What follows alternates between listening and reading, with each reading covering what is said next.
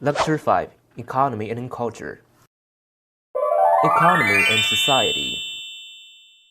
England's population grew steadily during the 16th and early 17th century, which had a significant impact on the economy.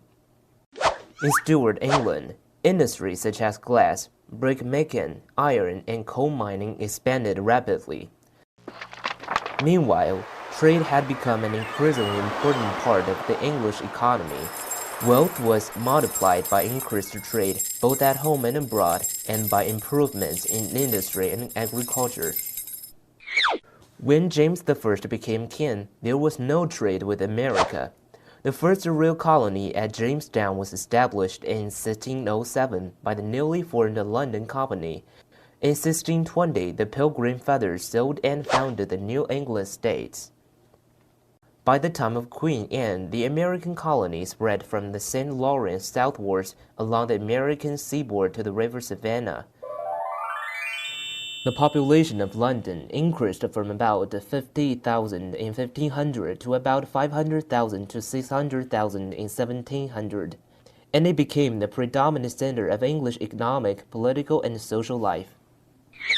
The early years of Charles II's reign first saw London suffer two major calamities: the Great Plague of 1665 to 1660, decimating approximately 100,000 of the population, and the Great Fire of London in 1666, burning 450 acres of the capital. One of the positive consequences of the London fire was that old St. Paul's Cathedral, which had been badly in need of renovation, was damaged beyond repair.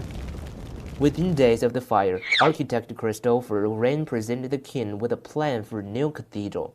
With some alterations, this became the magnificent church that stands today.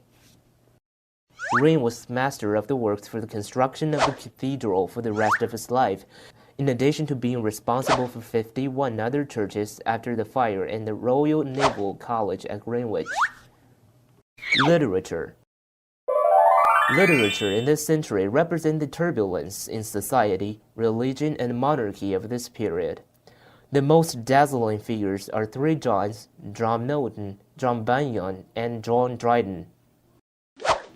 John Milton is usually placed as the second most important writer, after Shakespeare. The most famous epic poem of Milton is Paradise Lost, and other important works include Allegro, Lycidas, Paradise Regained, and Samson Agonistes. Milton's works reflect deep personal convictions, a passion for freedom and self-determination, and the urgent issues and political turbulence of his day. Writing in English, Latin, and Italian, he achieved international renown within his lifetime. John Bunyan was the author of the most imaginative prose which this period produced. His talent lay in writing allegories, stories with a double meaning where characters are named according to certain properties which they possess. In Pilgrim's Progress, Bunyan's greatest book, abstract qualities as wisdom and flattery are made to act as persons. The Restoration literature was a period of descent from poetry to prose, from passionate imagination to weight and understanding. The serious, exultant mood of the Civil War and the Commonwealth had spent itself and issued in dissolution. There followed a generation of wits, logic, skeptic, and prosaic without earnestness. The characteristic literature of such a time is criticism, satire, and burlesque, and such, indeed, continued to be the course of English literary history for a century after the return of the Stuarts. The most outstanding result of the Restoration in literature was perhaps the reopening of the theaters, which had been closed since 1642, and the consequent great revival of the drama. The drama of the period was marked by brilliance of wit and licentiousness, which may have been a reflection of the freeness of court manners. The age is vividly brought to life in the diaries of Samuel Pepys and John Evelyn.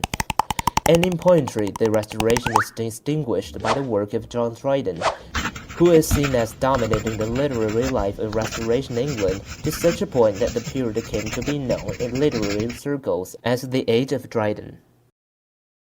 Review.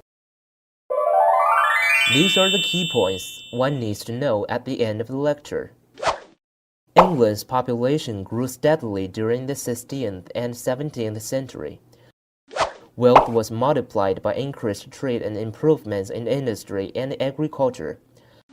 London became the predominant center of economic, political, and social life.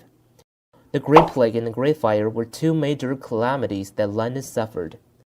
Literature in this century represented the turbulence in society, religion, and monarchy of this period. The most dazzling figures are three Johns: John Milton, John Bunyan, and John Dryden. The Restoration literature was a period of descent from poetry to prose, from passion and imagination to wit and understanding. The drama of the Restoration period was marked by brilliance of wit and licentiousness. That's all for today's lecture. Thanks for listening.